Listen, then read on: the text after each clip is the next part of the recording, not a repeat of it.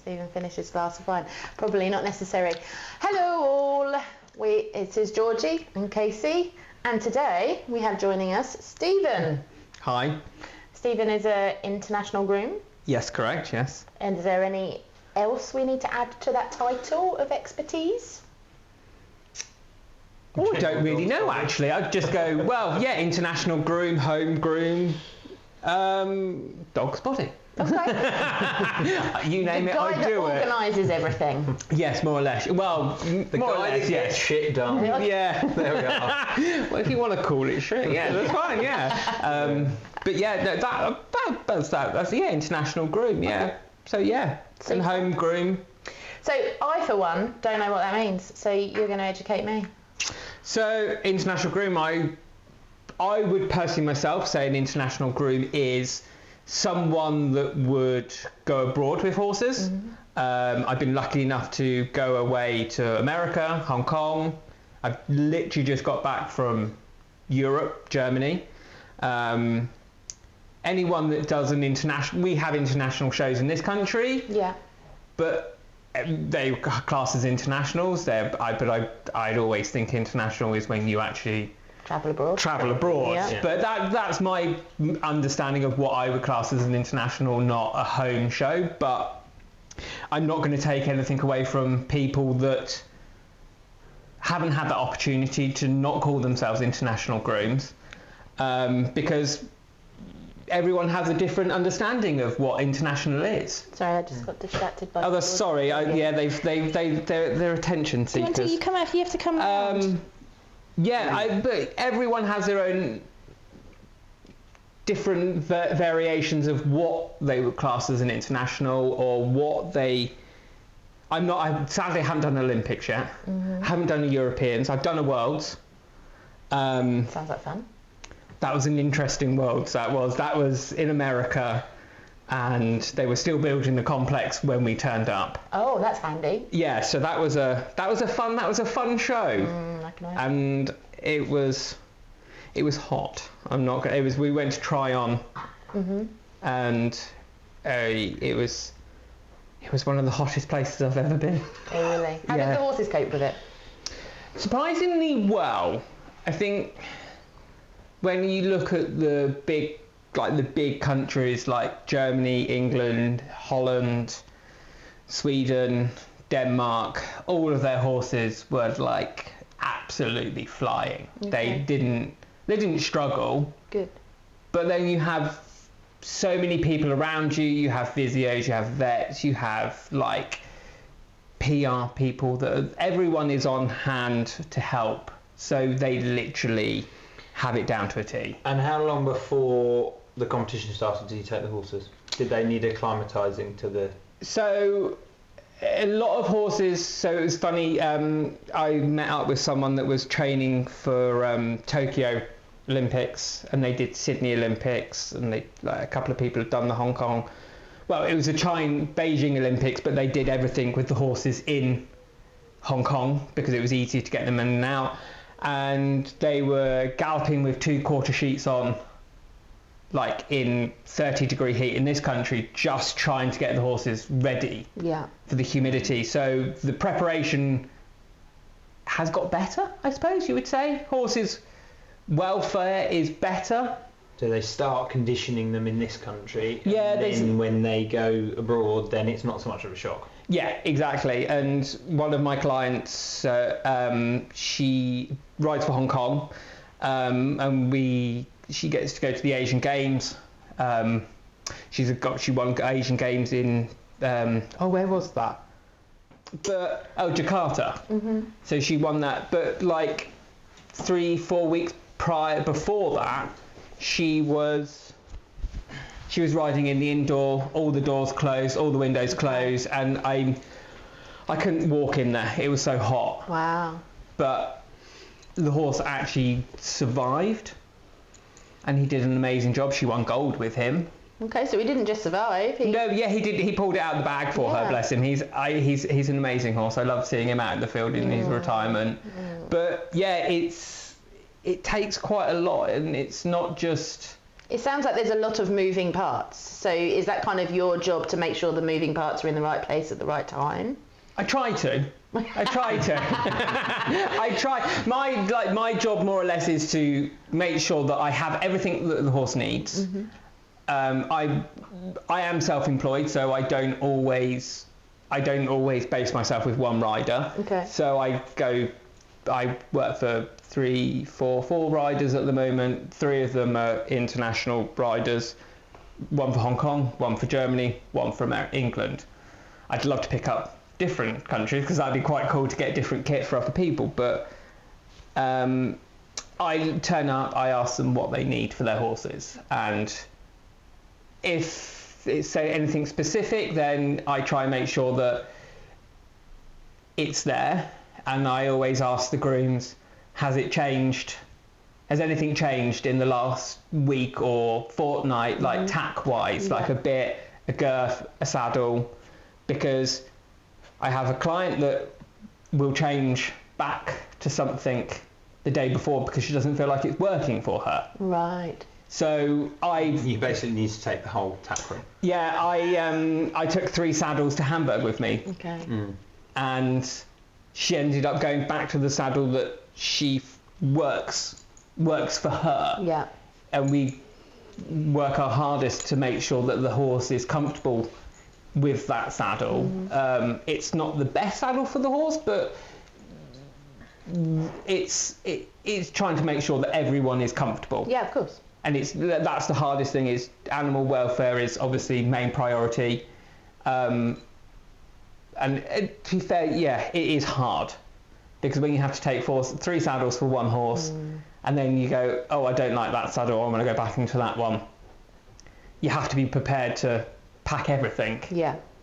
I can imagine. I suppose like local shows, you just turn up with a saddle, a bridle, a numner, and a set of boots, and you just go. Well, I think it's really interesting. I mean, you touched on a really interesting point there with the fact that you have multiple saddles for 1 horse, because you know, I've had clients in the past that you kind of go, the horse it's okay in that one for the moment, and then you move on, and it's actually let's change it and swap it about a little bit. No different than.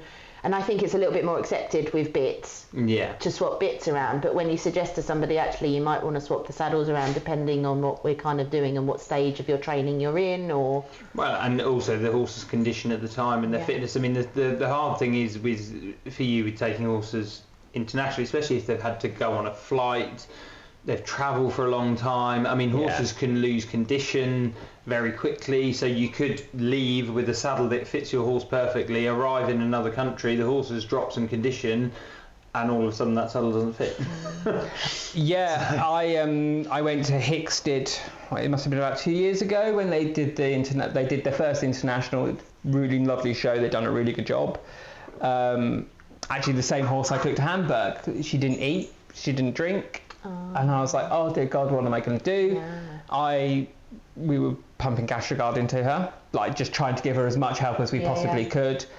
And the saddle changes again. So you kind of she tucked up, she hadn't lost weight, but she tucked up, and it's one of those things. Some horses cope with that situation, some horses don't. You know, I've got horses that you kind of like, even when you turn up in a foreign country and they've travelled for 2 days, they still look as fat as the day they left. And everything fits, but then I suppose that's partly, I mean, a lot of that is your job, isn't it? Is that you have to notice, you know, like you were saying about, you know, knowing, is the horse drinking enough? Is it eating enough? Is the horse, and is it behaving like it normally does at home? So is there anything that you're picking up on that you think maybe the horse is a bit under the weather, or it's, you know, not quite on completely, form. So, and that is the hard thing about being the freelance person. And I am going to say this, I do feel sometimes a bit sorry for the home grooms, because I get the privilege to go with the horses to foreign countries to... Don't get me wrong, it always sounds amazing if you go to these big foreign countries, but actually half the time it's like when you go to Doha. I've not actually had a chance to go to there yet, but you are in the middle of nowhere. You're nowhere near Doha. It's just because it's the name of the place where you're flying to. So it's an Instagram visa reality type thing. Yeah, oh God, completely, yeah. And there is the highs and the lows of everything you do. Well, I mean, and if you turn up somewhere and the weather's atrocious and you've got to trudge across muddy lorry parks and you know, pushing wheelbarrows through a foot of mud just to get to the stable, and then trying to have a horse clean and presentable for we've been there, done that. I got caught out of Bolesworth. Also, another lovely show that we've lost. No, they don't do dressage there anymore. It was an absolutely stunning venue. We had torrential downpours for about 3 days. I went through about 12 jackets in 3 days. And I never forget one of my friends. It's the glamorous side of things. Well, absolutely. But that is part of it, isn't it? You know, like, and I think touching on the whole Instagram versus reality thing is really interesting, because actually people do look at the mud that we have to contend with in certain countries, specifically this country, and kind of go, when will it end? Does it ever really end? And actually people sit there and say to me all the time, oh, I'd love to have one of those posh yards that don't have mud and they don't have this and they don't have that. But actually we all suffer with that, really. Well, and actually, I mean, when you go to a lot of these shows, because a lot of the shows are, you know, it's a temporary show. It's not there all the time. Some of the venues are permanent, but some of the venues are, you know, just put on for that show. So of course you have temporary stabling, often on grass. You know, there's been shows, I know, you know, my experience of going eventing where we've turned up and we've had, you know, the stables are flooded and they're moving horses left, right and centre because they're stood in 6 inches of water. And you know, I mean, and it can be not fun trying to manage horses away from home, you know, and you do really have to pack a lorry for kind of every eventuality. You know, you might think it's going to be one thing and it turns out to be something completely different. And touching on that comparison of a home groom and the person that comes in to help in temporary competition basis, do you find that actually communicating with that home groom is like, what's the normal behaviour for this horse? And because they obviously know that horse for longer periods in a home camp. Completely. I am, yes, completely. I am quite lucky because I also do work with most of the horses I take abroad with me. But there are horses a bit like humans. They change their minds, they change their attitudes, they change quickly. I am quite lucky because most of the grooms will talk to me and tell me, like, you know, it's in really good form, it's eating well, it's not, you know.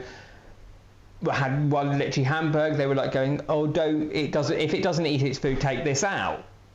Well, I was kind of like going, I know this sounds really awful, but I didn't want to try that because I didn't want it not to eat. Yeah.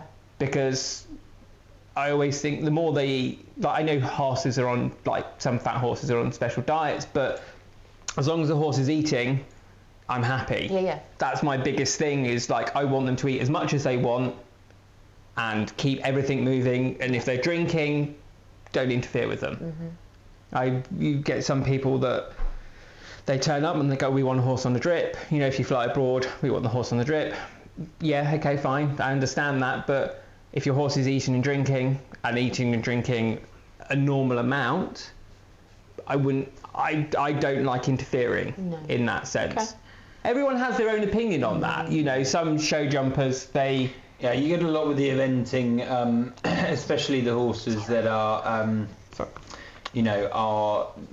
running at the big 5 stars and things. You know, after cross country day, to making sure that they're then hydrated, that they have them on drips. You know, there are several riders that have them on drips as soon as they're, you know, when they've finished their cross country, to make sure they are properly hydrated and things. But it does depend a bit on the horse, doesn't it? Because if you've got a horse that won't drink, you don't really have a choice. You've got to hydrate the horse. Completely. But as you say, if they're drinking plenty and you feel that, like, they're getting all their electrolytes and everything they need, then. And just to clarify for listeners, a drip is purely, as we're saying, intravenous. Fluids. Same as a human. Okay. Yeah, exactly. Yeah. And that's pretty common practice in international competition. I don't think it used to be. It's very funny now because you're not allowed to give intravenous medication on showgrounds anymore. Right. So some clients have horses. They have vitamin medication to help them. Okay. Not to make them not to make it perform better, but to help the horse. No, absolutely. Yeah, and you know, like there are like so many people mostly wouldn't agree with that, but actually it's what the horse, if the horse needs a little bit of help, the horse needs a bit of help. It's like most athletes, isn't it? You know, they are athletes. Yeah. And it is hard because you're trying to do your best for them, and if that is what a horse needs, that's what a horse should have. Yeah, I mean, I think it's interesting if people bring it back to themselves. When you're travelling for long periods as a human, you know, I mean, taking a flight to Australia, you know, it can take 24 hours to get there with various flights, various time lines. Yeah. We understand what's going on. They don't really understand what's going on. No, yeah, and they are like slightly spoiled, but then also you do get the bad side about it all, because yes, they may be stuck in a crate for 24 hours, but they're not starved. They always have hay, they have water. Yeah. Some people like them to have food on the flight, some people don't like them to have food. They just want the basic forage and water because that's how they travel. A lot of people, when they fly, they say leave them legs bare as much as possible. Don't put tail bandages on because they get rubs. And I suppose as well, you can also have, you know, elements of swelling as well, can't you, with flying? I mean, like people get their legs swell and what have you. So, you know, there is an argument for saying that actually you kind of need to allow that to happen a bit. If you put a bandage on something and it can't move, then... Yeah, and there was a fantastic horse, an Australian racehorse, Black Caviar. They had a whole compression suit made for this horse when it flew over from Australia, and you're like, I'm like, who thought of that? Who thought to put a horse in a compression suit? But there's so many things out there now. Incrediwear do the most amazing socks. Yes. Yeah. And I've had them on horses travelling, and their legs have looked amazing. And then you kind of also go back to the whole ice tight them, like ice tighting them, like after they've travelled and after they've done a cross country or they've done I think that is one of the best things. You can buy all the ice boots in the world, but sometimes the old things are the best things, and it is, it's an interesting, because everyone's different. Yeah. And everyone works in different ways, and I think working as a freelance groom, everyone does things differently, everyone does everything their own way, but I also do believe that things are changing, sometimes for the good, sometimes for the worst. But if you're not open to new things with horses, then I think you need to take a step back and go, this horse needs... Well, no, it doesn't... No, sorry. It's not Magnum, it's Finkel. It's not that, no, it's I think if you're not learning new things, then I think I always look at it, if I'm not learning new things, I don't want to be doing the job. No. I always want to learn. Yeah. And horses come first, and I think my partner has learned that the hard way. Bless him. Haven't all of us? Yeah. It's not a hobby for us. It's a lifestyle. And at the end of the day, we ask them to do so much for us, so they have to be respected. Absolutely. They don't know it's Christmas Day. No. They don't know it's like a bank holiday weekend. No. Well, nor do they care. No, exactly. As long as they've got food and they go out in the field, that's all that matters. And ultimately, if they're fed and watered, I would question that. I'm pretty sure that mine does know when a bank holiday is, because I'm guaranteed they're going to injure themselves or something. I'm lucky I don't have that fair bill, so. I have had New Year's Day. Oh no. Easter Sunday. And August Bank Holiday Monday. Oh, lovely. No. Lovely. Yeah, that's great fun. I won't say what I said outside earlier. We'll come to that. Yeah. We'll come to that. Yeah. So I guess that we should... So you've told us about what you do. Yeah. What do you have any specific qualifications that enable you to do what you do? Well, I originally started out in racing. Okay. So I wasn't lucky enough to go to Newmarket racing school. I had to go to the Northern Racing College. I was a bit too heavy for the flat riding. So I went to the Northern Racing College, where I got an NVQ3 in racehorse management. which is, I suppose, any qualification is better than no qualification. And to be fair, it actually did help in the simple fact is that it helped me get a certain standard of care for a horse. Yeah. I am looking to try and convert it into a BHS like stages, but I need to work out what that is. But that's all I have, and it's all experience. I started out in racing. I did 10 years in racing. I had some fantastic horses in racing. I was a bit silly, but it was life. I had a Gold Cup. I looked after a horse that went for the Gold Cup and the Grand National in the same year. Wow. But I left on the 1st of January, so I didn't take him to any of those. I've had some. I loved working with the quirky racehorses. Okay. You like a challenge? Oh yeah. I used to ride some of the boring ones, and I'd be like to the head lad, please don't put me back on them. I don't like them. I want something with the... You want to fear for your life. Yeah, exactly, yeah. He likes a bit of spiciness. Yeah, and it's funny because one of the New Zealand massage lady used to, Alice Dorman, worked with Kim Bailey for years, and she was the travelling head person, and I bumped into her. She came and massaged a couple of the horses at one of my yards, and we were talking about one of the horses, and a couple of the jockeys were like, oh, we don't want to ride that. And I was like, oh, well, I'll get on it, it's fine. We couldn't get it out the yard. Oh, wow. We eventually used to take it round the farm, and I took it hunting a couple of times I took once on my own. And in the 6 months I rode it, I fell off it once. Oh, okay, well So done. I did well, and that was my own fault. I was always told, don't put it up front, keep it covered, keep it in a safe place. And it was going really well, and I thought, I won't go on the outside, but I'll just tuck up on the inside, but in front. And it saw the gap off the gallop, and it shot forward, and I just carried on going and fell off. But when you talk to everyone that when I left, someone fell off it every week. Oh, so I was really like going, that's the highlight of my life. Everyone fell off this horse, and I managed to stay on it bar the once. I've always said I've never wanted to do this for the rest of my life, but at the moment I'm loving what I'm doing.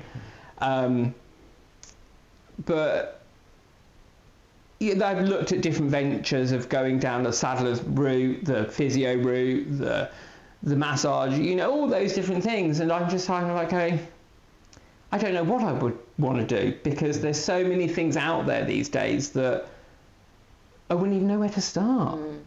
And I don't know if it's the old school people that actually go into depth and that work with the horse. I met a very interesting guy, Tim Bradford, who was a Team GB physio. He vet physio. He turned around and said the person that he trained with the first time, he's like, you weren't allowed to touch a horse until you put a head collar and knee drape on it, or knew how to do that. And that's the scary thing, is like people don't know that when they've gone to a college and that's it.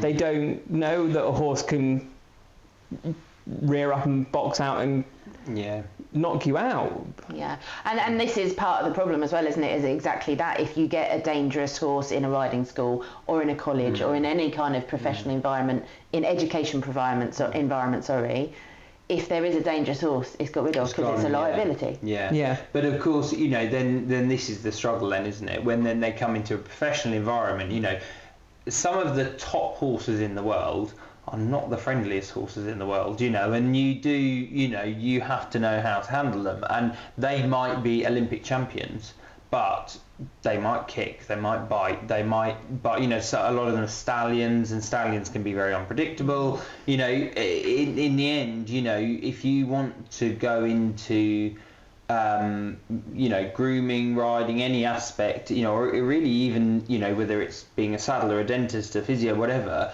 you still need to understand that these high-level horses, some of them are not the easiest. So, of course, if your experience of horses in a college is just, well, they're all really well behaved, where's the value in that? You don't learn things, how to stay safe and how to... Well, if everything stays safe, then you never learn how to deal with anything in a crisis, right? Like, there's no crisis management, there's no... Oh, no, completely, yeah. And is definitely, you know, if an accident happens, you know, in the colleges, obviously, and I'm saying colleges, but any educational institution with animals, the lecturers are the one that sweep in and have to deal with it, so the students are kind of pushed to the side and don't necessarily learn hands-on. Yeah, and it's funny because you saying that, you get the college kids turn up, and I do a lot of clipping. I used to do all the clipping on most of the racing yards, and I actually enjoy clipping. That's the sad thing. I'm mostly not the most health and safety because I put music on and I get on with clipping, but also you're learning the horse as well while you're doing it. You're learning what bits they don't like, and then actually you can relay that to people and be like, oh, I thought it was a little bit sore through its neck, or I was a little bit sore in this part of its body. So you're getting to know the horse a bit better with like that part hands-on, literally. And when I teach people how to clip, I'm like, I'm going to help you. I'm going to show you how to do it, but then also I'm going to take a step back. I'm never going to put you in danger, but you kind of have to learn the hard way on that bit. And you've met my dad. My dad always said you learn from your mistakes. Absolutely. But one thing I do find is a lot of people are afraid to make mistakes, which I'm also afraid to make mistakes, and I've been doing this 20 years. So we have a list of things to cover. Which we haven't got to yet. Which we haven't touched. No. Like, let's go for the list then. We're dabbling on. Sorry. No, you don't need to apologise. This is great. That's me. I'm going to tell you that I apologise for everything. We're as bad. There'll be a different tangent. Yeah. Tangents to tangents. Go for the questions, but I'm scared of the questions. So how, if you're, you know, on a typical competition yard, so obviously you're a competition groom, so we'll talk about competition yards. What would a daily routine look like? Okay, so normally you get up, you feed hard food, you hay. What sort of time do you do that? Every yard's different. I worked on one yard. I used to like to actually feed the horses and leave them to eat for 10 minutes before we went in there, harassing them, telling them to move, telling them to do this, telling them to do that. It's a bit like, I always think it's a bit like me when I'm eating. I don't want to be harassed. I want to be left alone. Even if you're doing other jobs, you feed one yard, and you feed one set of horses, and then you go off and feed another set of horses. I always think that's their time to have their kind of moment to eat their dinner or breakfast. And then you hay. But normally most people start at 7 o'clock. There's a couple of yards that start at 7:30. I think that's more a realistic professional time. There are people I know that they start feeding at 6 o'clock in the morning. And then they go off and do their paperwork and do bits and pieces. But normally 7 o'clock is a reasonable time for people to start work. I do question that, starting at 7. I'd be like, how do people... I always question, people that start at 9 o'clock in the morning. Well, that's half the day gone. Absolutely. So where's the day? So what do you do for the rest of the day? Absolutely. You feed, you hay, then you muck out, and depending on how many you have and what your situation is with your yards, some of the yards you have an hour to muck out 5 horses. Some yards you have as much time as you want to muck out the horses. I do believe that everyone, you work with the pace that you have and the yard that you have. There'd be I was very lucky because I've had a couple of jobs where I have been in charge, and my job is to tack up horses, do therapy with horses, and get the horses to the rider. But not every yard is like that. So it varies on yards, I suppose. It's because you're working. I've done a couple of days for you, and oh gosh, that was a hard one. No, I'm joking. It was quite an easy job. We started mucking out at 7:30, I think. Yeah, my yard, when I used to run the yard, I think they would normally get fed about 7, and then you'd feed, go around with the hay, blah blah blah, and then it'd be kind of 7:30, you'd be mucking out. Yeah. So, and the mucking out would usually be going on or still be going on when horses are starting to be ridden. So especially, you know, I would usually try and be on a horse at kind of 8 in the morning, but you know, the yard is still being mucked out around. Yeah, while horses are getting ready for you. And I do think sometimes it's easier to take the horse out of the box while you're mucking them out. If you can put them on the walker, you can put them out in the field. Makes life so much easier for you. And how many of the competition horses you work with do actually get turned out on a daily basis? 90% of them. Good. Love that. Thank you. Love you too. 90% of the horses I work with are out in the field. There are a couple that's the thing. There are a couple of horses that don't go out in the field because they don't want to go out in the field. It's that whole thing of, I know this sounds really silly and really stupid, but Big Bang, Sheldon, why do I need to leave the house when I can have everything delivered to me on a platter? You know what I mean? And that is true. Some horses don't want to go out in the field and don't like being out in the field. You turn them out, within 5 minutes they're galloping around wanting to come in, and then you bring them in and they're so happy eating their hay and their food. Do you think that's where they've come from and what their kind of past has been that kind of shapes that, or do some youngsters even just prefer having constant ad-lib hay in a stable? I think it's each horse to their own. I think it's individual, but then you also get those, like in Europe, they're not classed as horses. They're livestock, and I don't have a problem with that as long as a horse is healthy, fed, water. They're not in pain. You know, everyone is brought up individually different, and you think of some of the horses that have come out of Europe. Like I think some of the quality of horses in Europe are unbelievable, and you know, they don't have a hard life. It's not the idea. It's not this. They go out 9 to 5 like Carl at Heston. Like his horses live out. And I've spoken to some of the grooms, and they're like, yeah, he wants them out, and then he wants them in, and then he wants them back out, and then he wants them back in, and you're just kind of like going, oh my God, that would do my head in. But that is the way that he works, and that's the way he wants his horses, and that's fantastic. Some people, you know, spend £1 million on a horse, and they're like, don't turn it out because we can't afford for it to get injured. And I completely understand. But often that. there are people with those sorts of horses that they then, you know, they'll have a groom hand graze it, won't they? You know, they'll hand graze for an hour. So a groom has to walk round, following it round for an hour. I've got a bit of a sad story with that, actually. I had a client who searched for 2 years to find a horse, spent just under £1 million on it, and within 3 weeks it had fractured its pelvis because it had been put into a little turnout area, no bigger than this room, but just flipped itself over. Because it had never been out in a field, Yeah, and or it could just be one of those freak accidents. I wasn't there, so I don't know the thing. But you know, horses, if they find a way to injure themselves, can sometimes. I'm sure they will. Yeah. Well, and I mean, and this is the difficulty, and unfortunately, especially nowadays, you know, horses are such high value now. You know, there's a lot of risk involved. I mean, I've known of horses in the past that have, you know, been, you know, medal-winning horses and then have been sold on. And between the time that they've passed their vettings and the time that they go, you know, they're led to the indoor arena in travel boots, hand walk round the arena, and then brought back to their stable because they daren't do anything, you know, they might injure themselves, you know. So it's difficult. But as you say, you know, there are some horses that love going in the field and really get upset if they don't get to go in the field. Some that hate being in the field. And the minute it rains, they want to come in. The minute it's windy, they want to come in. The minute it's a bit hot, they want to come in. The minute it's a bit cold, they want to come in. You know, and they'll, you know, they just prefer to be in with, you know, in their stable.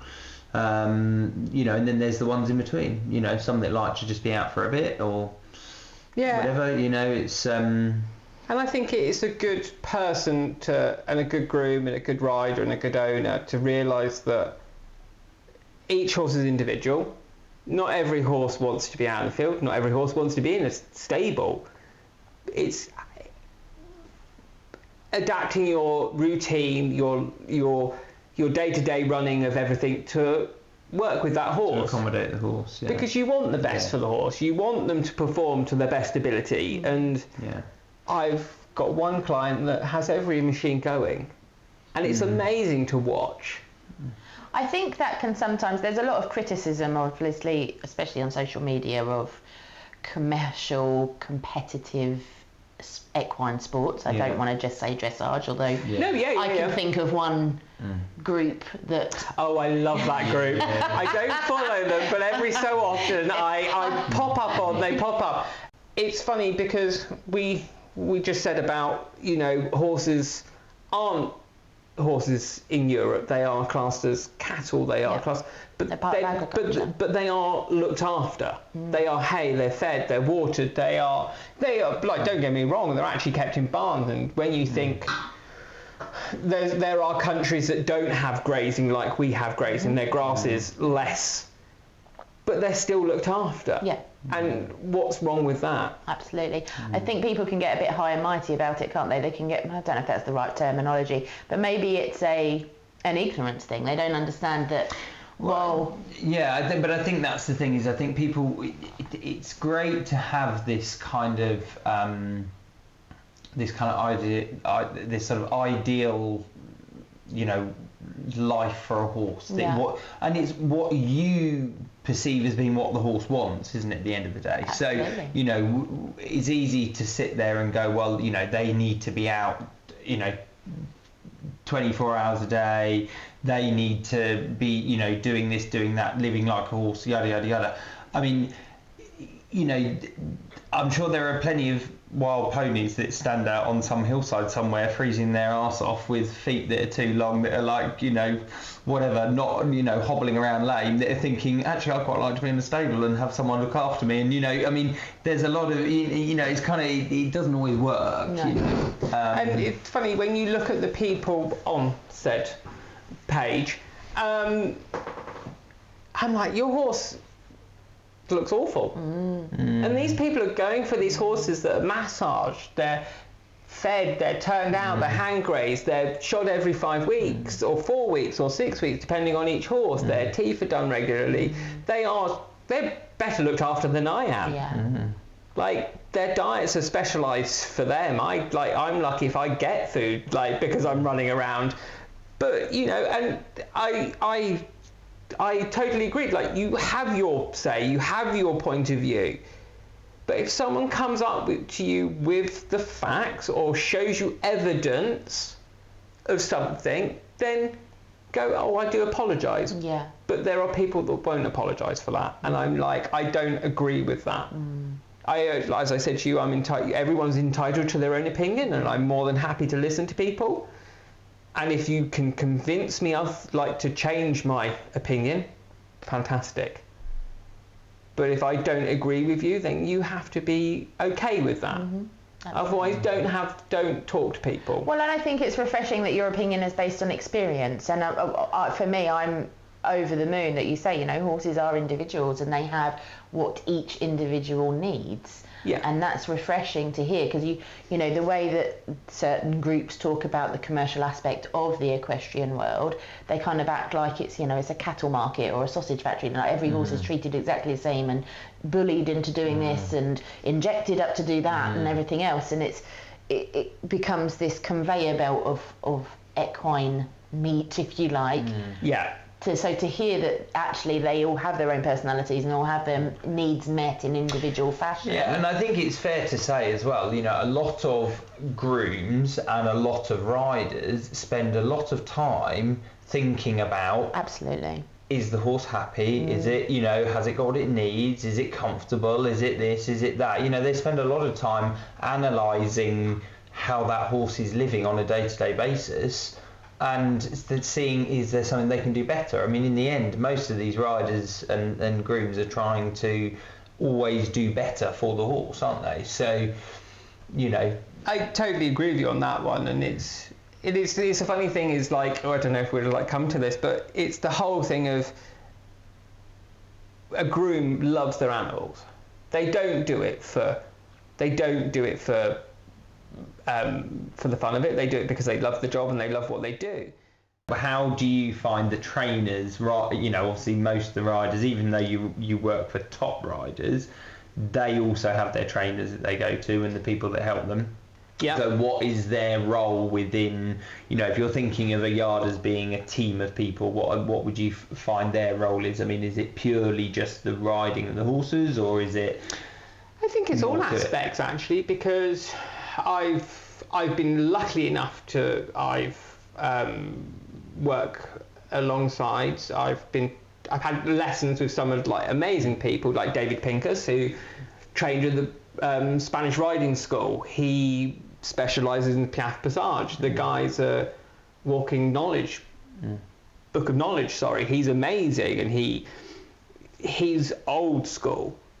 Then I've been very lucky that I've managed to stand there with Kira Kirkland, who, when you actually talk to the lady, she's amazing. Her husband, Richard White, is also very knowledgeable. I've been lucky enough to go with Carl Hesters, who is the most loveliest guy, always says hello, always got a smile on his face, and he loves his animals as well.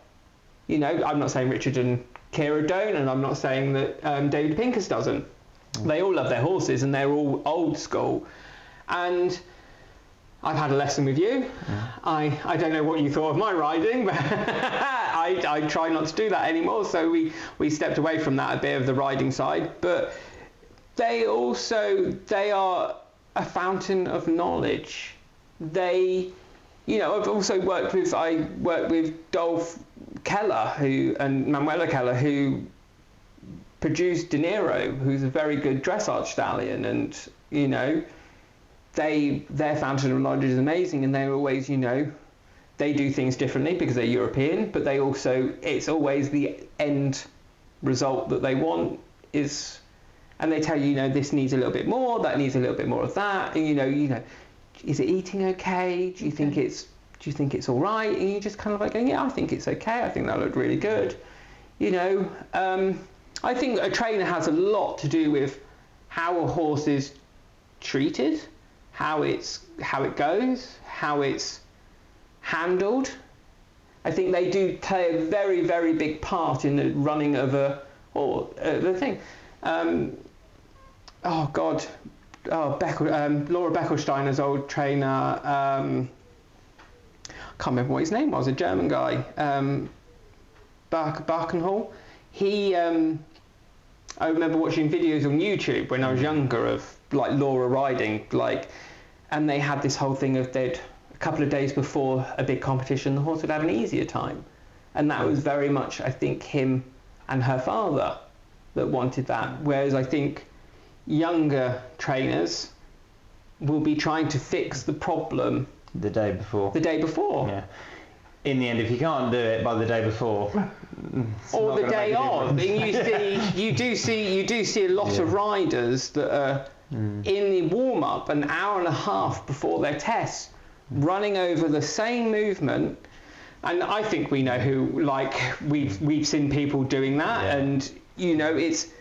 Well, I mean, how many times do people turn up at a show and then they realise the test's got a rein back in and they haven't taught their young horse how to do a rein back, and they're in the warm-up desperately trying to teach it to rein back. Yeah. I mean, in the end, that is it. I mean, fundamentally, that's a loophole in their training. They haven't taught the horse that it's understanding the levels and what is required at that level, and have you actually covered that in the horse's training? Yeah. But I mean, it's interesting, I suppose, for you as grooming for all of these people. You are effectively a bit of a fly on the wall because you spend a lot of hours standing by warm-ups and by arenas, watching these horses work and train and all the rest of it. So, I mean, I think one thing, that I'm not sure if I covered this on another episode or not, is actually how much a lot of riders, when they realise that how valuable their groom can be, not only as the person that looks after their horse and makes sure it's immaculate and it's where it needs to be at the right time, but also from the riding and training point of view. If you've got a groom that is watching all of your training, they're watching everything that you do with your horse day to day, etc., they can be as good an eye as anyone to stand by a ring. If you say, oh, how does this look? You've seen it when it looks good and when it doesn't look good, so you can say, that does look good, or doesn't look quite good, whatever it is. You may not be the Grand Prix trainer that trains them, but you've watched. I mean, I know myself, my mother, who is not particularly horsey. Yeah. She's watched hours of training. So of course I could ride a dressage test and I'd come out and she'd say, "Oh, that was good," or she'd be like, "Well, that wasn't very good, was it?" And I mean, at the end of the day, Try she harder can next still time, see, Yeah, the difference, because in the end, if you're an intelligent enough person to watch and learn and see what's happening, you can then, you know what's going on. There is a lot of pressure on some of the riders because they have to produce the goods to be on a team, or they've got or clients, to keep their owners. Yeah, exactly. Yeah. And sometimes you're just kind of like going, yeah, this is pressure, this is your job, this is what you do, but also you've got to have a bit of fun doing it. Yeah, you've got to enjoy what you do. If you're not enjoying it, why are you doing it? And I think that's a really interesting subject, because there's, in certain groups, again, I keep coming back to this, but there's that kind of negative thought that horses shouldn't be in the competitive world. They shouldn't be. But if we don't have that, what then happens to the horse industry as a whole? Thank you very much. Well, thank you so much for having me. Actually, I quite enjoyed this. Yay! I was going to, but I don't know how I'm going to do this, but I actually quite enjoyed it, and I'd love to come back again. And well, you can come again, and we'll get someone else on as well with you, and we can debate some things. Debate some things. That's I think you should also try and do a live one. Well, that is the plan. That is the plan. And get there are plans. That is the plan to do live. Do what people want to know, because there are people out there that not need educating, want to be educated. Yeah, they want to learn more. Yeah. Yep. And by the way, if anyone's listening, if you want to take me to a Worlds, Olympics or Europeans, I'm more than happy to come. A shameless plug there. Yeah, well, we need to get a little... To be fair, I would vouch, if you need a good groom to go to a Worlds and Olympics, whatever else it is that he wants to go to, then this is your man, so, Well, we won't mention Arking, that's a sore subject at the moment. But yeah, no, thank you so much for having me. I really enjoyed it. And I apologise about the dogs if they made noises or squeaks, but the dogs are well. They're spoilt more than the horses. They've all taken time lap hopping. Yeah. Exactly. Lap sluts. Exactly. Right, well, we hope you've enjoyed this episode, and if you would like to contact us with any comments or questions or topics you'd like us to cover, then you can reach us on via email, which is talkbehindlegoffahorse@gmail.com, or any of our socials, and we do have a WhatsApp, but I can't remember the number. I can't remember the number either, but we will put it on the screen. Anyway, we will see you next time. Thank you and goodbye. Thank you for having me, and goodbye.